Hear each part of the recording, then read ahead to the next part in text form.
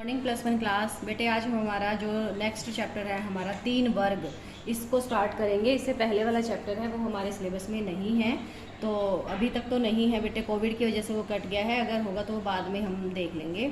फिलहाल जो हमारे श्योर हैं चैप्टर हम वही करेंगे। तो इसमें 3 वर्गों के बारे में हमें बताया गया है। 3 वर्ग का मतलब कि जो यूरोप समाज है उसमें कितने प्रकार के वर्ग थे जो अस्तित्व में आए हुए थे।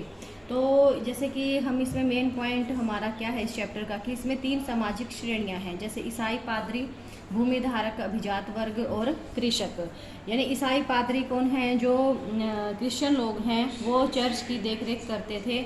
और भूमिधारक अभिजात वर्ग का मतलब क्या है कि जो जिनके पास बहुत सारी भूमि होती थी, और किसान। मेनली हम इस चैप्टर में इन तीनों वर्गों के बारे में पढ़ेंगे। तो देखिए बेटा, जैसे सामंतवाद का परिचय यानी कि सामंतवाद क्या है इसके बारे में पढ़ेंगे। सामंतवाद का प्रयोग मध्यकालीन यूरोप के आर्थिक, विधिक, राजनीतिक और सामाजिक संबंधों का वर्णन करने के लिए किया जाता रहा है। यानी कि जो सामंतवाद का शब्द है वो किससे रिलेटेड है? आर्थिक गतिविधियों से। विधिक का मतलब है कानूनी से, राजनीतिक और सामाजिक संबंधों का वर्णन करने के लिए। यह शब्द जो है यह जर्मनी भाषा से लिया गया है, जर्मनी भाषा के फ्यूड से लिया गया है, जिसका मीनिंग क्या है? एक भूमि का टुकड़ा। बेटे आप ये इस तरह के पॉइंट्स जो है अपनी नोटबुक में साथ के साथ राइट करते रहेंगे कि फ्यूड का मतलब क्या है और ये कौन सी भाषा से लिया गया है। जर्मनी भाषा से लिया गया है, जिसका मीनिंग है एक भूमि का टुकड़ा।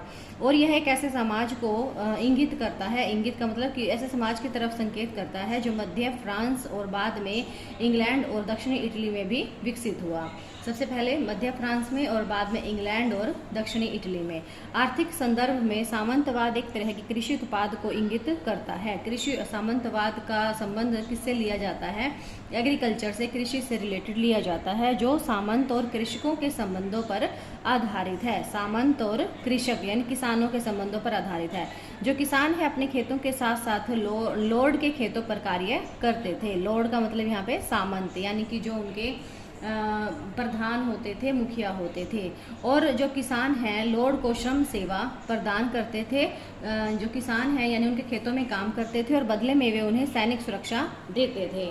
और इसके साथ साथ लॉर्ड के कृषकों पर व्यापक न्यायिक अधिकार भी थे। जो लॉर्ड था यानी सामंत जो थे, उनके किसानों पर न्याय, यानी कि वो कहते थे कि लीगल राइट है हमें, हम इनसे काम करवा सकते हैं। इसलिए सामंतवाद ने जीवन के न केवल आर्थिक बल्कि सामाजिक और राजनीतिक पहलुओं पर भी अधिकार कर लिया। तो इस प्रकार जो सामंत थे उन्होंने कृषकों के जीवन पर अपना कहते थे कि इन पर तो हमें लीगल राइट है, ये हमारे खेतों में काम करते हैं और हम इन्हें सुरक्षा प्रदान करते हैं। अब है फ्रांस और इंग्लैंड के बारे में कि जैसे गोल जो रोमन साम्राज्य का एक प्रांत था। गोल क्या है? ये बेटे वेरी शॉर्ट क्वेश्चंस में आ जाता है, ध्यान से इसको देखिए। रोमन साम्राज्य का एक प्रांत था जिनमें इसमें 2 विस्तृत तट रेखाएं थी, पर्वत श्रेणियां लंबी और नदियां, वन और कृषि करने के लिए उपयुक्त विस्तृत मैदान थे। जर्मनी की एक जनजाति फ्रैंक ने गोल को अपना नाम देकर उसे फ्रांस बना दिया।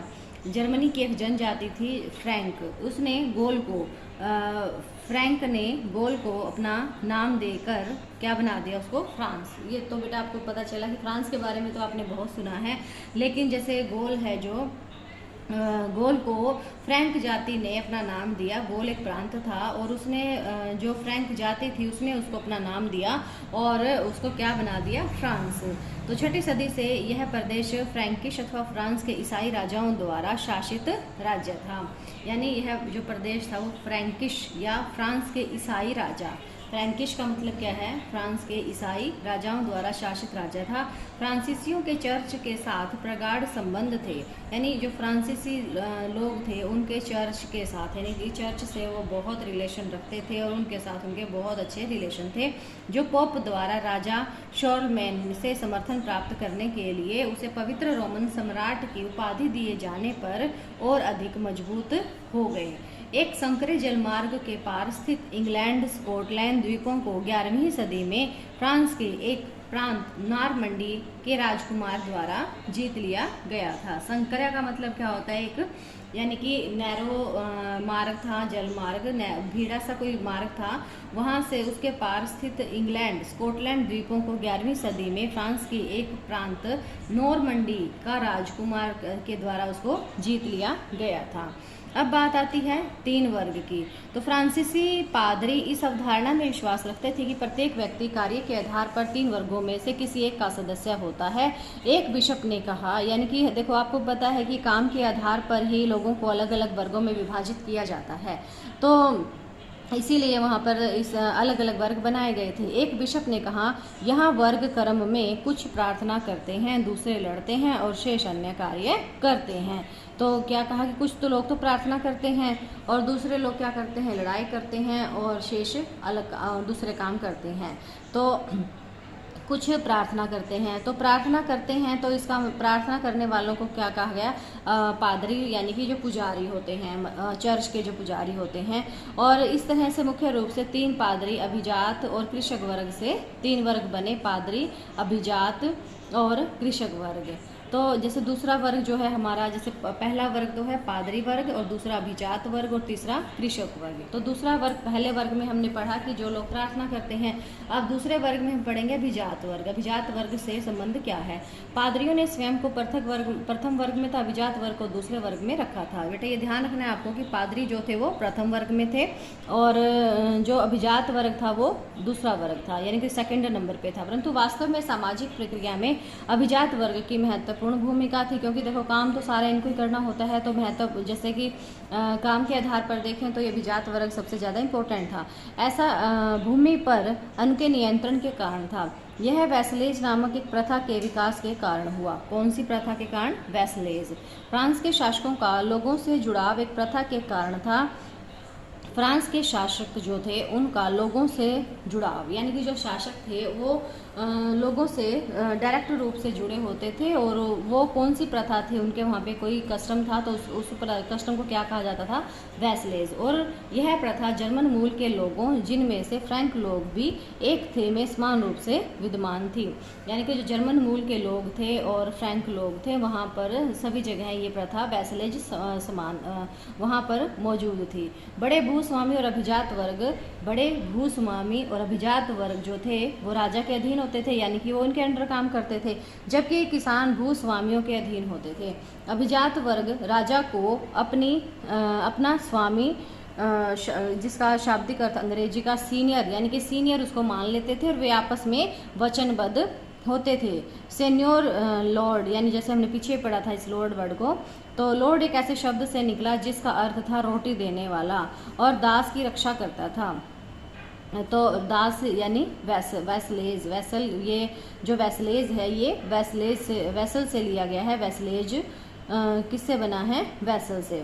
और बदले में वह उसके प्रति निष्ठावान रहता था, यानी कि ये लोग क्या करते थे कि वो उनकी रक्षा करते थे और वो उनके प्रति लॉयल रहते थे, निष्ठावान रहते थे। इन संबंधों में व्यापक रीति रिवाजों और शपथों का विनिमय शामिल था, जो कि चर्च में बाइबल की शपथ लेकर की जाती थी। यानी कि वो शपथ लेते थे, कसम खाते थे कि हम इनके प्रति बड़े निष्ठावान रहेंगे और पूरे वफादारी से काम करेंगे। चर्च में बाइबल की शपथ लेकर की जाती थी। इस समारोह में दास को उस भूमि के प्रतीक के रूप में, जो कि उसके मालिक द्वारा एक लिखित अधिकार पत्र या एक छड़ी या केवल एक मिट्टी का डला दिया जाता था। तो इस प्रकार जो वर्ग थे वो दूसरों के अधीन काम करते थे। अभिजात वर्ग की एक विशेष हैसियत थी, उनका अपनी संपदा पर स्थायी तौर पर पूरा नियंत्रण था। यानी ये खास वर्ग था एक, और इनके पास जो भी संपत्ति होती थी उसके ऊपर उनका परमानेंट, उनका ही नियंत्रण, उनका ही कंट्रोल होता था। वह अपनी सैन्य क्षमता बढ़ा सकते थे, यानी कि वो सेना भी रखते थे और अपनी सेना को बढ़ा भी सकते थे और घटा भी सकते थे। जो सामंती सेना फेड्यूल लेविस कहलाती थी, वे अपना स्वयं का न्यायालय लगा सकते थे और यहाँ तक कि अपनी मुद्रा भी प्रचलित कर सकते थे। यानी इतने अधिकार थे इस अभिजात वर्ग को। वे अपनी भूमि पर बसे सभी व्यक्तियों के मालिक थे, यानी कि उनकी जो जमीनें थी उन पर जो लोग रहते थे उन सब के वो मालिक थे। वे विस्तृत क्षेत्रों के स्वामी थे, जिसमें उनके घर, उनके निजी खेत, जोत व चरागाह और उनके असामयिक कृषकों के घर और खेत होते थे। यानी इतनी चीज़ों के वो मालिक होते थे। उनका घर जो था वो मेनर कहलाता था, यानी जो अभिजात वर्ग था उनके घरों को क्या कहा जाता था, मेनर कहा जाता था। उनकी व्यक्तिगत भूमि कृषकों द्वारा जोती जाती थी, यानी कि कृषक किसान जो थे वो उन पर खेती करने का काम कृषकों द्वारा किया जाता था, जिनको आवश्यकता पड़ने पर युद्ध के समय पैदल सैनिकों के रूप में कार्य करना पड़ता था और साथ ही साथ अपने खेतों पर भी काम करना पड़ता था। यानी कि वो इस अभिजात वर्ग के खेतों में तो काम करते ही थे, साथ में वो अपने ही खेतों में काम करते थे और आवश्यकता पड़ने पर इस अभिजात वर्ग के लिए वो सेना में भी शामिल होते थे। और मेनर की जागीर, अब मेनर की जागीर कौन कौन सी है। अब मेनर क्या था बेटे, जो हमने अभी पढ़ा था कि मेनर कौन है, अभिजात वर्ग का जो घर है उसको मेनर कहते थे। लॉर्ड का अपना मेनर भवन होता था, वह गांव पर नियंत्रण रखता था। कुछ लॉर्ड अनेक गांव के मालिक होते थे। किसी छोटे मेनर की जागीर में दर्जन भर और बड़ी जागीर में 50 या 60 परिवार हो सकते थे। ये ध्यान रखना बेटे कि छोटा मेनर जो होता था उसमें 1 दर्जन यानी कि 12 घर और बड़ी जागीर में 50-60 परिवार हो सकते थे। प्रतिदिन के उपभोग की प्रत्येक वस्तु जागीर पर मिलती थी। अनाज खेतों में उगाए जाते थे। लोहार और बढ़ई लॉर्ड के औजारों की देखभाल और हथियारों की मरम्मत करते थे, यानी कि जो लोहार और बढ़ई थे वो क्या करते थे, इनके अभिजात वर्ग के हथियार वगैरह की देखभाल करते थे। कि जबकि राजमिस्त्री जो थे उनकी इमारतों की देखभाल करते थे। मान लो कोई घर में इमारतों में कोई टूट फूट हो जाती थी वो उनको संभालते थे। औरतें वस्त्र काटती एवं बुनती थी और बच्चे लॉर्ड की मदिरा संपीडक में कार्य करते थे। मदिरा का मतलब शराब। जागीरों में विस्तृत अरण्य भूमि और वन होते थे और जहाँ लॉर्ड शिकार करते थे उनके यहाँ चरागाह होते थे और जहाँ उनके पशु और घोड़े चरते थे वहाँ पर एक चर्च और सुरक्षा के लिए एक दुर्ग होता था। 13वीं दुर्ग का मतलब होता है किला। 13वीं सदी से कुछ दुर्गों को बड़ा बनाया जाने लगा जिससे वे नाइट के परिवार का निवास स्थान बन सके। वास्तव में इंग्लैंड में नॉर्मन विजय से पहले दुर्गों की कोई जानकारी नहीं थी और उनका विकास सामंत प्रथा के तहत राजनीतिक, प्रशासन और सैनिक शक्ति के केंद्रों के रूप में हुआ था।